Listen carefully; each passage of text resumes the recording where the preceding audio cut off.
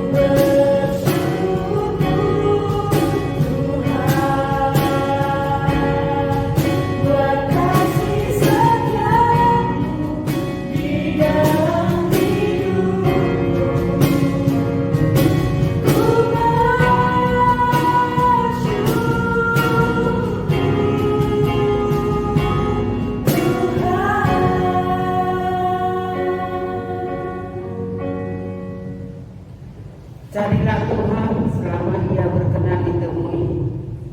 Berserulah kepadanya selama Ia dekat. Marilah kita berdoa.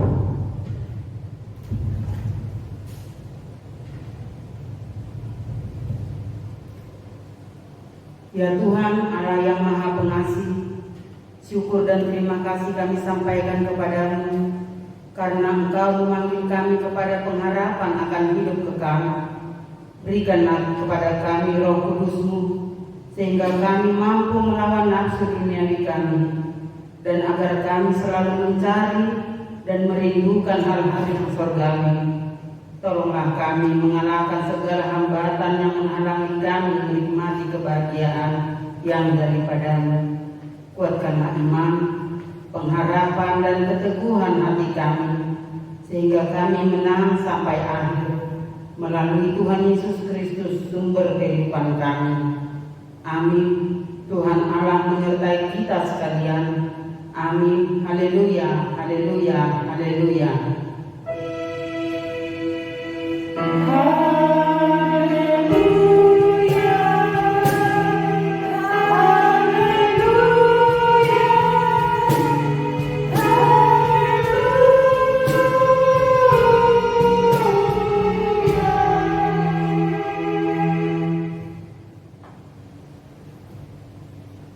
Firman Tuhan yang menjadi pengganti hukum Taurat pagi hari ini tertulis dalam kitab Yohanes pasalnya yang ke-7 ayatnya yang ke-38 ayatnya yang ke-37 sampai ke-38.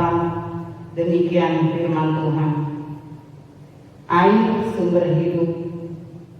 Dan pada hari terakhir, yaitu pada puncak perayaan itu, Yesus berdiri dan berseru, "Barang siapa haus, baiklah ia datang kepadaku dan minum. Barang siapa percaya kepadaku, seperti yang dikatakan oleh kitab suci, dari dalam hatinya akan mengalir aliran-aliran air hidup." Sampai demikian pembacaan firman Tuhan. Marilah kita sama-sama memohon kekuatan kepada Tuhan untuk berbuat sesuai dengan firman-Nya. Tuhan Allah kami, berikanlah kepada kami kekuatan untuk berbuat sesuai dengan firman-Mu. Amin. Kita memuji Tuhan dengan bernyanyi. Shalom adik-adik. Shalom Kak. Apa kabarnya hari ini? Luar biasa. Yes, yes, yes. Oke, kakak mau tes dulu semangatnya. Tepuk semangat. Semangat. Sekolah minggu. Yes, I am. Oke, dengan bangkit berdiri dan cari pasangan masing-masing, kita akan pujian Mentega Reformasi.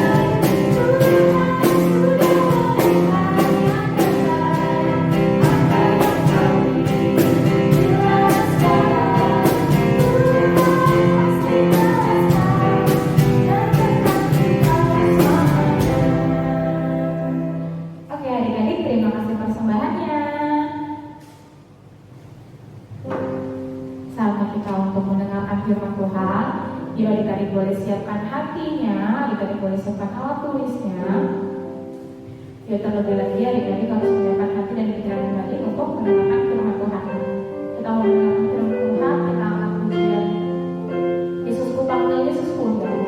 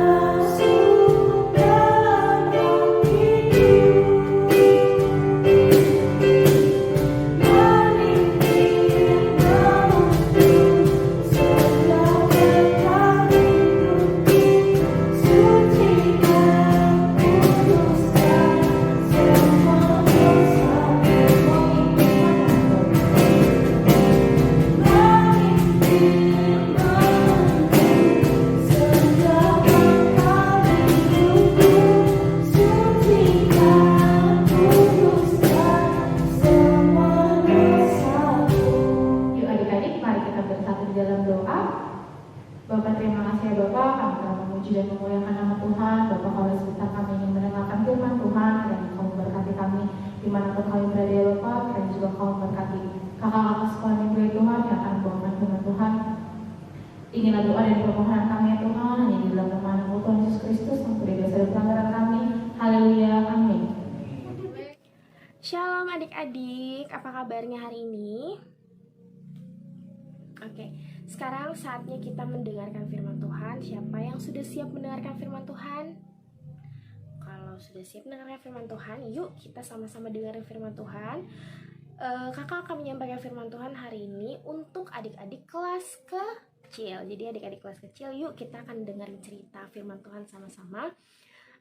Siapin hati, mata, telinganya. Kita akan mendengarkan firman Tuhan. Kita akan mendengarkan cerita firman Tuhan yang akan kakak sampaikan tentang, nah hari ini kakak akan bawakan cerita tentang Bileam, Nabi Bileam. Oke adik-adik, kita mulai. Jadi adik-adik, pada waktu itu setelah bangsa Israel keluar dari Mesir menuju tanah Kanaan, akhirnya mereka sampai pada sebuah daerah bernama daerah Moab. Nah, kedatangan bangsa Israel pastinya membuat takut bangsa Moab. Karena sebelumnya bangsa Israel telah banyak berperang dan menang mengalahkan bangsa-bangsa lain. Jadinya bangsa Moab, wah takut nih gitu. Ketakutan itu juga dirasakan oleh rajanya. Nah, rajanya bernama Raja Balak. Kakak kasih tunjuk Raja Balaknya. Pusing dia adik-adik nih. Gambar pertamanya kakak tunjukin. Raja Balak pusing, takut, kefikiran. Karena Raja Balak juga tahu bahwa bangsa Israel sangat banyak. Mereka telah menang mengalahkan bangsa-bangsa lain. Telah banyak berperang. Takut bahwa bangsanya Moab dijajah oleh bangsa Israel. Akhirnya Raja Balak meminta tolong dari seseorang yang dikenal sebagai nabi. Nah, nabi itulah yang bernama Nabi Bileam. Jadi Nabi Bileam ini sebenarnya bukan nabi yang Tuhan pilih, karena terkadang Nabi Bileam ini mengatakan kebenaran, kadang juga yang dikatakan bohong gitu. Akhirnya Raja Balak mengutus orang untuk memberitahu Bileam bahwa Raja Balak meminta Bileam untuk mengutuk bangsa Israel. Datanglah utusannya Raja Balak menemui Bileam. Lalu Bileam bilang, "Tunggulah sampai pagi. Nanti aku akan memberitahumu apa Allah mengizinkan aku pergi atau tidak," gitu ya. Pertama tuh utusannya Raja Balak menghampiri Bileam.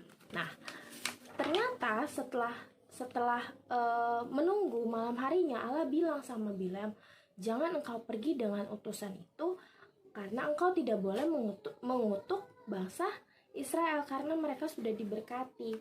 Karena Allah melarang Bileam bilang sama utusannya, jadi bilang kalau saya tidak dapat pergi karena Allah tidak membolehkanku pergi, karena bangsa Israel tidak boleh dikutuk. Balak tidak menyerah. Dia mengutus utusan lain untuk memberitahu atau meminta Bileam. Lalu utusannya bilang, "Balak akan memberi banyak sekali emas. Engkau akan menjadi orang yang sangat kaya dan akan menjadi orang yang terkenal, asal kamu mau mengutuk Israel." Nih, utusan keduanya datang. Lalu melihat hal itu, Bileam sempat tergiur. Lalu Bileam bilang, tunggu gitu kan. Akhirnya Bileam bilang lagi sama Allah. Lalu Allah bilang sama Bileam, "Engkau boleh pergi dengan utusan itu, tetapi engkau hanya akan mengatakan apa yang aku katakan," katanya Allah begitu. Lalu akhirnya pagi harinya Bileam pergi dengan utusan itu sambil menunggang keledai yang sangat penurut dan tidak pernah melawan perintah tuannya. Jadi akhirnya Bileam pergi menunggang keledai. Nih adik-adik, Bileam pergi menunggang keledai bersama utusannya. Nah, di tengah perjalanan muncul malaikat Tuhan. Nah, adik-adik bisa lihat nggak di sini? Ini di tengah perjalanan nih ada sebuah pedang. Ini pedangnya malaikat. Jadi di tengah perjalanan kakak bilang mereka, atau di tengah perjalanan ada malaikat yang membawa pedang. Nah, di sini Bileam nggak bisa lihat, tetapi keledainya bisa lihat tuh. Kelihatan ya dari ekspresinya. Gitu, seperti gitu. Lalu karena Bileam nggak bisa lihat, tetapi keledai bisa lihat, keledainya takut dan akhirnya keledainya memutar balik atau melawan arah gitu kan. Nah, di situ tiba-tiba karena keledainya sangat ketakutan, keledainya memutar arah. Adik-adik, kayak adik-adik ketemu orang yang adik-adik takuti, pasti adik-adik mundur atau berbalik arah gitu kan. Nah, adik-adik, ketika keledai itu memutar arah karena keledai itu ketakutan, lalu Bileam kaget dan dia marah karena keledai ini kan gak pernah melawan kan. Dia tadi bilang keledai ini selalu patuh sama tuannya. Jadi akhirnya Bileam mencambuk keledainya. Yang pertama, Bileam mencambuk keledainya. Lalu dia mencambuk dan memaksa keledainya untuk kembali ke jalan. Tetapi ketika keledai itu ngumpet sama Bileam, bawa Bileam ke jalan yang lebih sempit, malaikat itu muncul. Jadi ada sisi di sebelah sini ada tembok yang besar dan di sini adalah ladang anggur. Nah, nih adik-adik. Tetapi di sini Bileam belum bisa juga melihat malaikat itu. Di sini keledai itu melihat malaikat ini, dan melihat hal ini Bileam lagi-lagi mencambuk keledainya. Kedua kalinya. Nah, sampai pada akhirnya keledainya tidak dapat lagi lari karena jalannya sudah semakin sempit, dan akhirnya keledai itu jatuh bersama Bileam di punggungnya. Bileam makin marah dan mencambuk keledai itu sangat keras. Dan ini adalah yang ketiga kali Bileam mencambuk keledainya. Akhirnya karena Bileam sangat keras mencambuk keledainya itu, keledai itu merasa kesakitan dan Allah membuat keledai itu dapat berbicara. Akhirnya keledai itu berbicara. Apa yang kulakukan kepadamu sampai engkau mencambukku 3 kali gitu. Lalu Bileam jawab, karena engkau tidak mematuhiku. Jika aku punya pedang, aku akan membunuhmu. Ini adik-adik lihat deh tuh. Keledainya bisa bicara, Allah buat bisa bicara, tapi dia marah karena dia kesakitan dan dia bilang, apa yang aku lakukan sampai kau mencambukku 3 kali gitu kan. Akhirnya Allah membuat Bileam bisa melihat malaikat tadi. Akhirnya setelah melihat itu, Bileam juga takut dan Bileam bersujud kepada malaikat itu.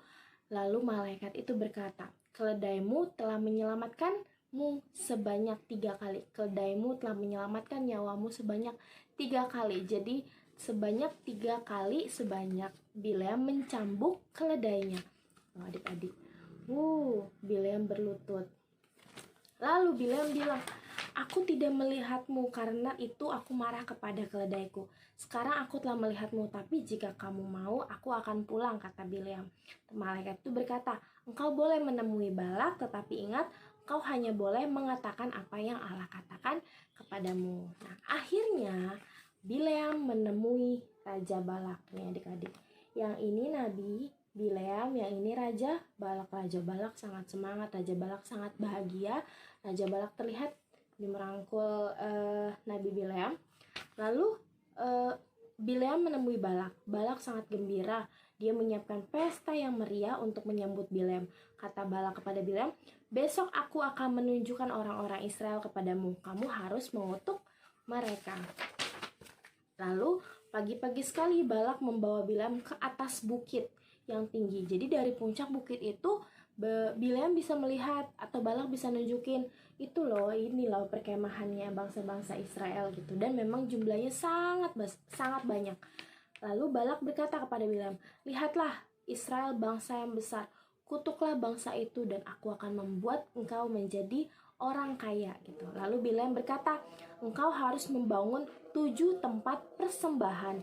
Nanti kita bakar korban persembahan kepada Allah, tetapi aku hanya akan mengatakan apa yang Allah katakan kepadaku. Nah, akhirnya Balak meminta hamba-hambanya untuk membangun tempat persembahan tadi seperti yang dilakukan. Namun karena Bileam dan Balak bukan orang baik, Allah tidak menerima persembahan mereka. Lalu Allah bilang sama Bileam untuk menyampaikan pesan kepada Balak bahwa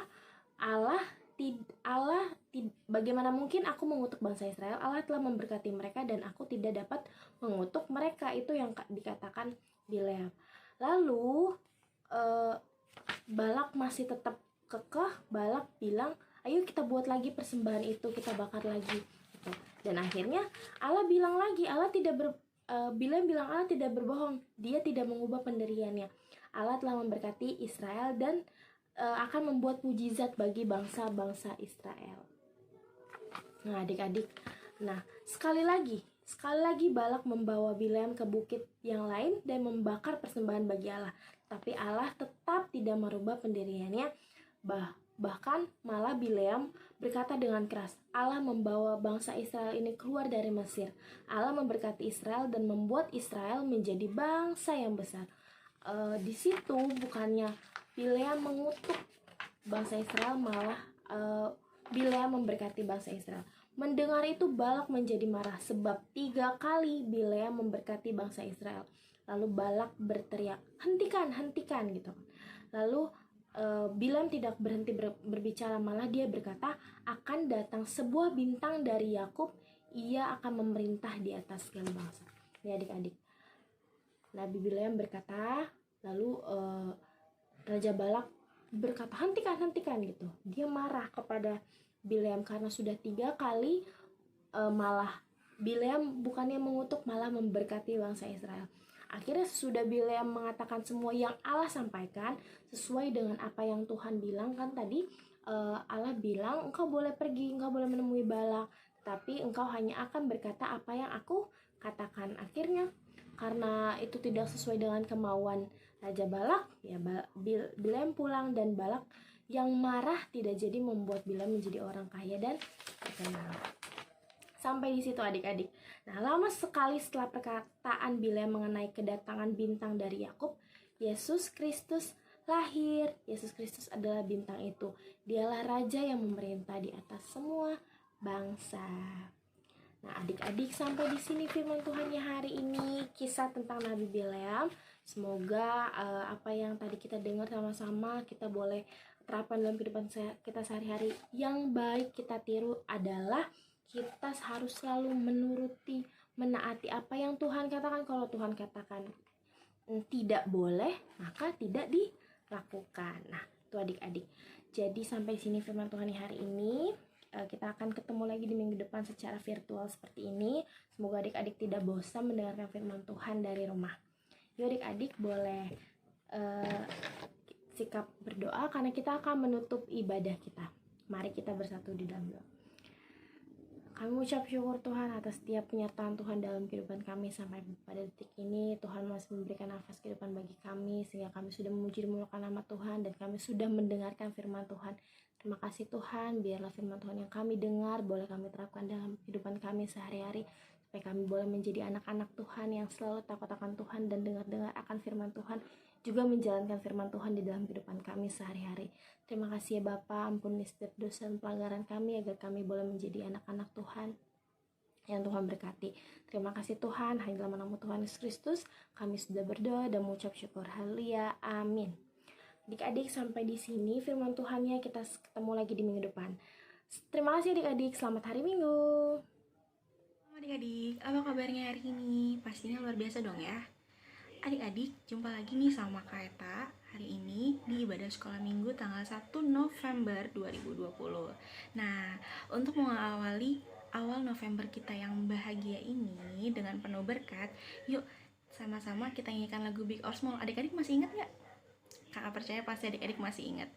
Sambil didengerin, sambil dinyanyikan dan digerakkan tubuhnya untuk menyanyikan lagu Big or Small ya. Oke, ini videonya.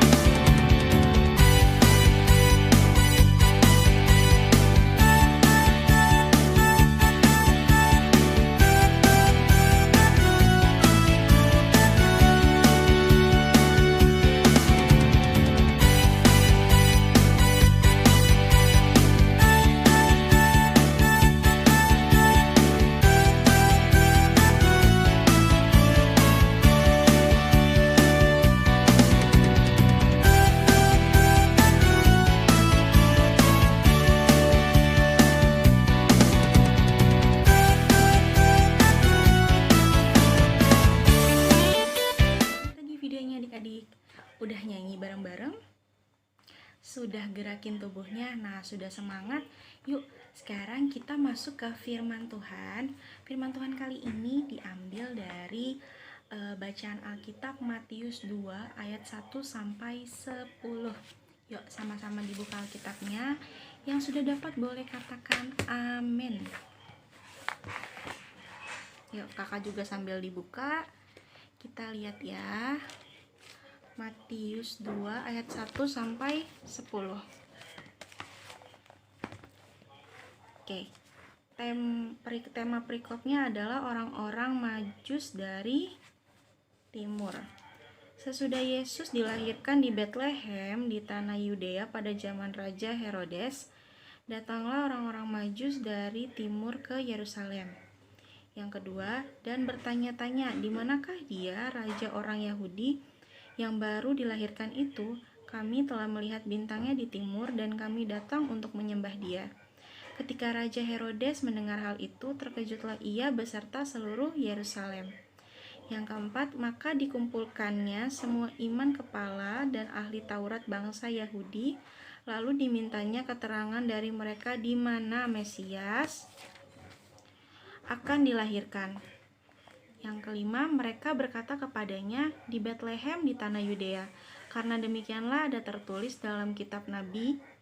Yang keenam, dan engkau Betlehem tanah Yehuda, engkau sekali-kali bukanlah yang terkecil di antara mereka yang memerintah Yehuda, karena daripada mula akan bangkit seorang pemimpin yang akan menggembalakan umatku Israel. Yang ketujuh, lalu dengan diam-diam Herodes memanggil orang-orang Majus itu dengan teliti, bertanya kepada mereka bila mana bintang itu nampak.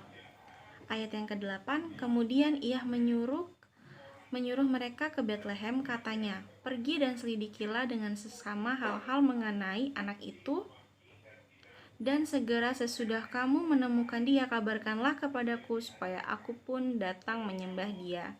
Ayatnya yang ke-9, setelah mendengar kata-kata raja itu, berangkatlah mereka dan lihatlah, bintang yang mereka lihat di timur itu mendahului mereka hingga tiba dan berhenti di atas tempat di mana anak itu berada. Ayat yang ke-10, ketika mereka melihat bintang itu, sangat bersukacitalah mereka. Nah, hari ini temanya dari bacaan tersebut adalah pintar. Ya, kakak tahu lah, adik-adik pasti sudah tahu ya, apa sih artinya pintar itu. Nah, sekarang kita telusuri lagi dalam bacaan yang tadi. Nah, dari bacaan Matius 2 ayat 1 sampai 10 itu diceritakan bahwa kelahiran Yesus tersiar sampai ke orang-orang di timur Yerusalem. Yesus yang lahir itu menggemparkan suasana kerajaan Herodes dengan berita yang dibawakan oleh orang-orang Majus. Nah, orang-orang Majus itu mendapat kesempatan memiliki pengetahuan yang baik untuk meneliti bintangnya. Melalui mereka Allah memperkenalkan Yesus sebagai Raja atau Mesias yang akan menyelamatkan umatnya. Ketika orang-orang Majus itu berkata, di manakah dia, Raja orang Yahudi yang baru dilahirkan itu? Kami telah melihat bintangnya di timur dan kami datang untuk menyembah dia. Raja Herodes begitu terkejut, bahkan orang yang bukan bangsanya pun datang untuk menyembah Yesus yang baru lahir itu. Yang kita tahu ya, kelahiran Yesus Kristus. Herodes tahu benar bahwa mereka adalah ahli dalam perbintangan, tapi dia masih begitu penasaran dengan bertanya kepada imam, kepala, dan ahli Taurat, dan jawaban mereka pun benar, merujuk pada pendapat orang-orang Majus tersebut. Dalam tradisi Kristen, orang Majus atau bahasa Latinnya itu magus atau orang bijak. Ya, jadi orang Majus itu diartikan sebagai orang bijak dari raja-raja dari timur, sering dianggap sebagai orang kerajaan Media, mungkin pendeta Zoroastrian, atau mungkin bagi yang mengenal astrologi dan Persia kuno. Dianggapnya seperti itu, seperti pendeta Zoroastrian. Injil Matius menyatakan mereka datang dari timur ke Yerusalem untuk menyembah Yesus dengan mengikuti sebuah bintang yang datang dan dikenal sebagai bintang Betlehem. Ya, kelahirannya Yesus dikenal sebagai bintang Betlehem. Saat mereka mendekati Yerusalem, Herodes mencoba menjebaknya untuk memberitahukan keberadaan Yesus agar Yesus dapat dibunuh. Ya, dari awal tujuannya Herodes adalah ingin memiliki kekuasaan lebih, sehingga dia ingin lebih dulu mengetahui di mana letaknya bintang Bethlehem itu, yaitu kelahiran Yesus Kristus. Tradisi Kristen di kemudian hari menganggap orang Majus itu sebagai raja-raja yang bisa adik-adik lihat di Mazmur 72 ayat 10 atau Yesaya 49 ayat 7 atau Yesaya 60 ayat 3, yang mana menyebut jumlah orang Majus itu 3 orang berdasarkan jenis persembahannya. Raja-raja timur ini kemudian diperingatkan dalam mimpi oleh malaikat atas rencana jahat Herodes terhadap bayi Yesus, dan akhirnya mereka memutuskan untuk pulang melalui jalur berbeda. Hal ini membuat raja sangat marah dan mengeluarkan titah untuk membunuh semua bayi laki-laki umur 2 tahun ke bawah. Nah, saking Herodes ini mau tetap punya kekuasaan, dia sampai suruh anak buahnya untuk mencari bayi laki-laki yang berumur 2 tahun ke bawah agar dibunuh. Padahal belum tentu itu adalah si bintang Bethlehem atau Yesus Kristus yang akan lahir. Berdasarkan Matius 2 ayat 1-10, kita dapat menarik kesimpulan bahwa orang Magus itu adalah ahli astronomi agamawi non-Yahudi yang mengamati bintang dan mengambil kesimpulan bahwa seorang raja agung dari bangsa Yahudi sudah lahir, dan mereka pergi ke Bethlehem untuk memberi penghormatan. Kedatangan orang-orang Majus itu merupakan penggenapan dari apa yang sudah dituliskan pada Mazmur 72 yang mengatakan bahwa raja-raja Arab akan memberikan persembahan khususnya emas dan menyembah dia. Nah, melihat yang cerita yang tadi yang kakak sudah ceritakan ke kalian, masih ingat orang Majus tadi kan? Nah, orang Majus itu memberikan persembahan yang sangat mahal kepada Yesus. Apa aja? Nah, pasti adik-adik ingat. Yang pertama adalah emas. Ya, betul. Emas merupakan persembahan yang hanya layak diterima oleh raja. Siapa raja itu? Ya tentu artinya bayi yang lahir adalah seorang raja yang agung. Bayi yang lahir adalah Yesus Kristus. Kemudian yang kedua apa adik-adik? Kemenyan, betul. Kemenyan adalah dari getah pohon balsam yang dipakai sebagai obat. Itu artinya dia atau bayi yang lahir akan memulihkan dan menyembuhkan umatnya. Kemenyan juga dilambangkan sebagai keimanan Yesus Kristus yang datang ke dunia untuk mempersembahkan seluruh hidupnya untuk kemuliaan Bapa di sorga dan bagi keselamatan umat manusia. Yesus adalah imam besar, dan sebagai imam besar tugasnya adalah sebagai pendoa syafaat bagi umatnya. Nah, dengan adanya doa syafaat Yesus Kristus, kita dapat menerima pertolongan, kekuatan untuk menjalani kehidupan ini, ya. Oke, yang ketiga dan yang terakhir, mur. Mur ini adalah getah yang rasanya pahit dari pohon mur yang aromanya sangat wangi. Ya, namanya sedikit mirip dengan nama pohonnya ya adik-adik. Melambangkan penderitaan dan kematian Yesus di mana tubuhnya diurapi mur yang sangat wangi. Saat pemakamannya, mur adalah ramuan yang digunakan dalam penguburan. Ya, tentu kita tahu kalau Yesus Kristus telah mati di kayu salib. Jadi mur ini menandakan bahwa dengan penderitaan dan kematian Yesus itu sebagai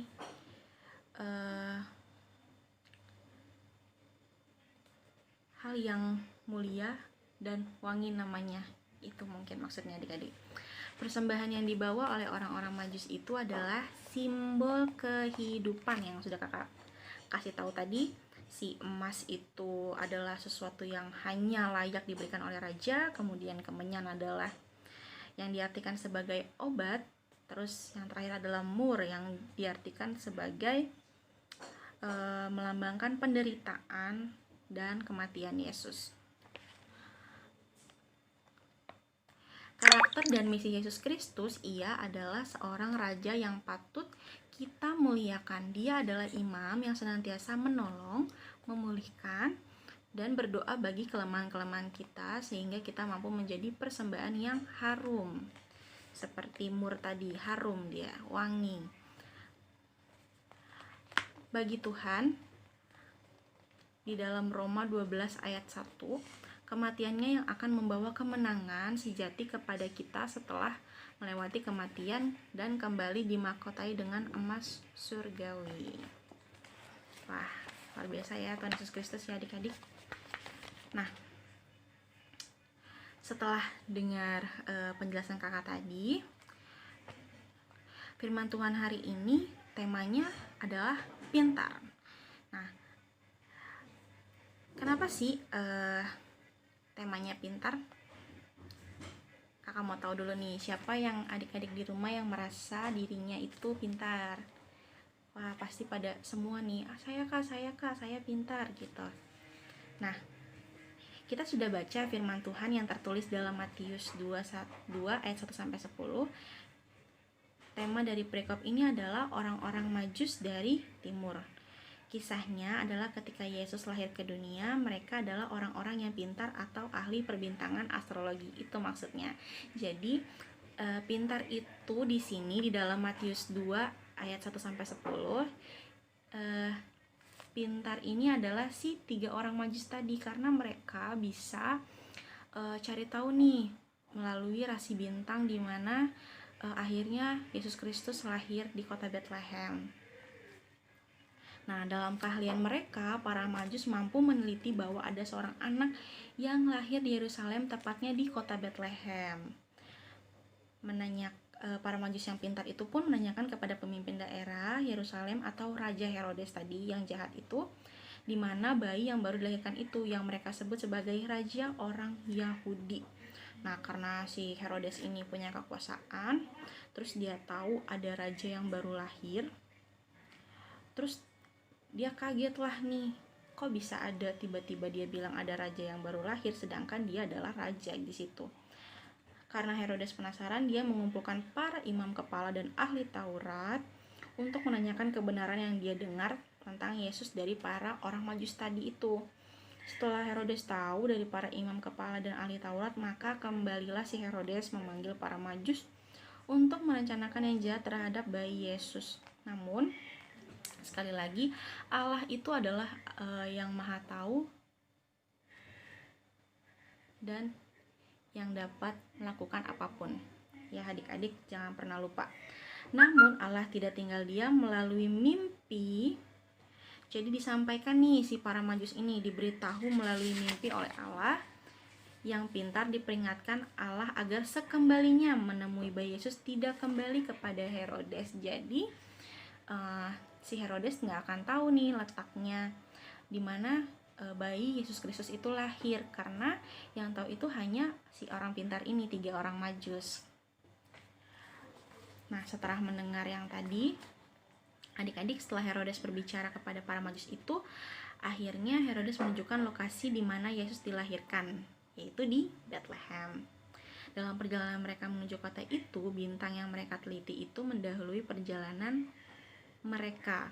Bintang itu seperti menuntun mereka dan akhirnya mereka menemukan bayi Yesus tepat di bawah bintang yang menuntun mereka. Jadi bayangin nih, ada bintang di atas, terus bayi Yesusnya tepat di bawahnya itu.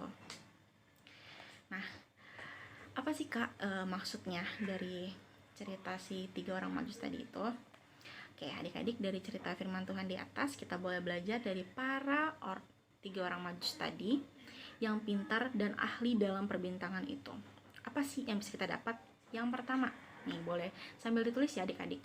Yang pertama itu adalah keahlian atau kepintaran yang mereka miliki, secara alami yang diberikan oleh Allah, digunakan dengan baik. Yaitu apa? Mereka mampu memiliki kemampuan astrologi. Mereka dapat membaca rasi bintang sehingga mereka dapat menemukan di mana bayi Yesus lahir gitu. Yang kedua, seseorang yang pintar atau ahli janganlah menjadi seseorang yang sombong terhadap orang lain, tetapi rendah hati, mau berbagi dan bertanya dan lain-lain. Maksudnya di sini adalah jika adik-adik di rumah pintar nih, jangan sombong sama temannya, aku pintar, kamu enggak, jangan seperti itu.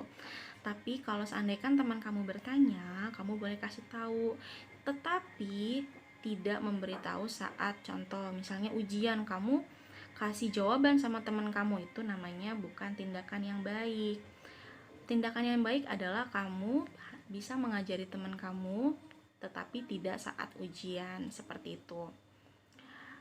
Itu salah satu contohnya ya adik-adik. Nah, yang ketiga, seorang yang ahli atau pintar, dia tidak akan mudah dipengaruhi oleh situasi yang mencoba untuk menjatuhkannya. Tetapi, percaya jika keahlian atau kepintaran itu dapat dipergunakan untuk hal yang benar dan yang baik.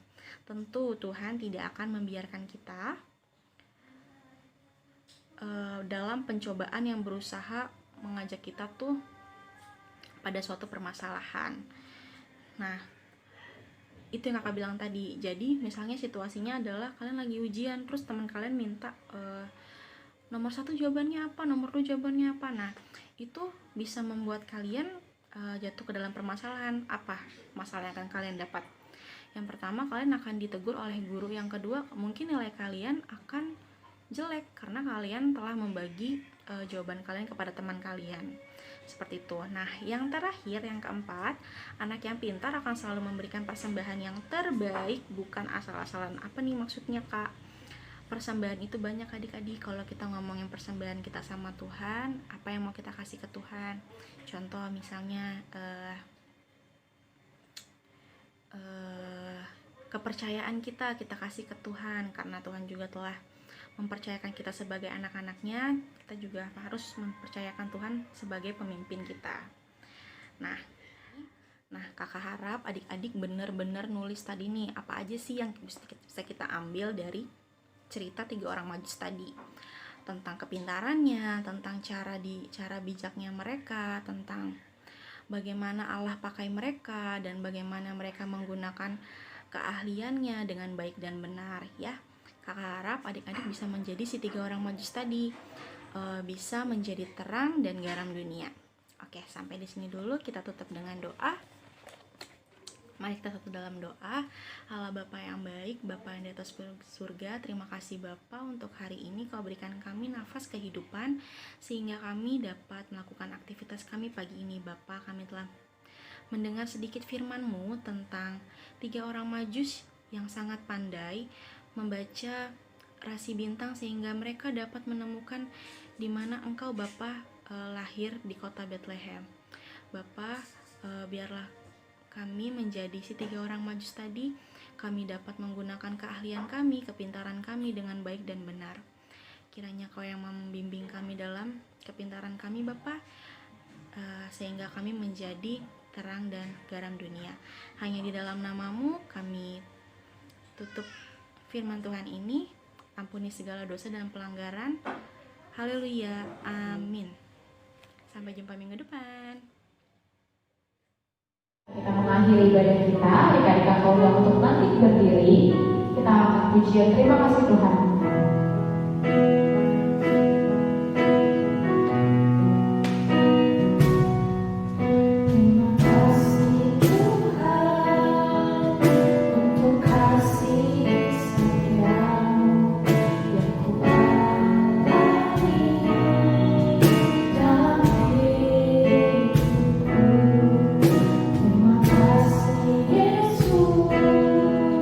Untuk kebaikan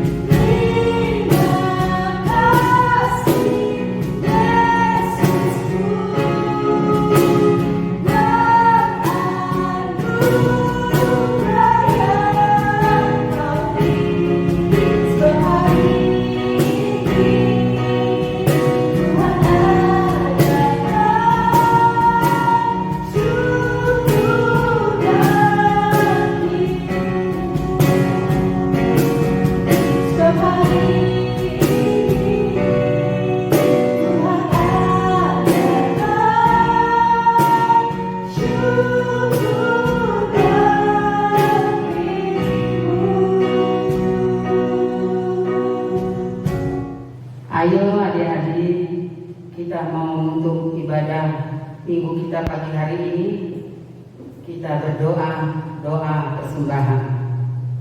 Tuhan Allah Bapa kami yang di sorga, Engkaulah sumber segala berkat, pemberian dan ucapan syukur.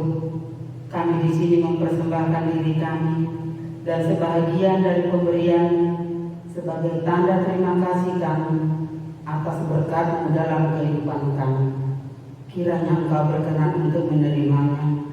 Berkatilah persembahan ini dan pimpinlah para pelayan gereja-Mu dalam mempergunakannya demi pengembangan kerajaan-Mu yang datang di dunia dan di tengah-tengah gereja-Mu. Berilah Roh Kudus-Mu membuka hati dan pikiran kami, sehingga kami semakin jelas melihat betapa besar kasih karunia-Mu kepada kami. Ajarlah kami agar kami mau bersyukur kepada-Mu dan memberikan persembahan kudus demi kemuliaan nama-Mu, oleh karena Yesus Kristus Tuhan kami. Amin. Marilah kita sama-sama berdoa dengan doa yang diajarkan Tuhan Yesus. Bapa kami yang di sorga, dikuduskanlah nama-Mu, datanglah kerajaan-Mu, jadilah kehendak-Mu di bumi seperti di sorga. Berikanlah kami pada hari ini makanan kami yang secukupnya, dan ampunilah kami akan kesalahan kami, seperti kami juga mengampuni orang yang bersalah kepada kami. Dan janganlah membawa kami ke dalam pencobaan, tetapi lepaskanlah kami daripada yang jahat, karena Engkau yang mempunyai kerajaan dan kuasa dan kemuliaan sampai selama-lamanya. Amin. Kita terima berkat dari Tuhan. Kasih karunia Tuhan Yesus Kristus dan kasih Allah dan persekutuan Roh Kudus itulah yang menyertai kita hari ini sampai selama-lamanya. Amin.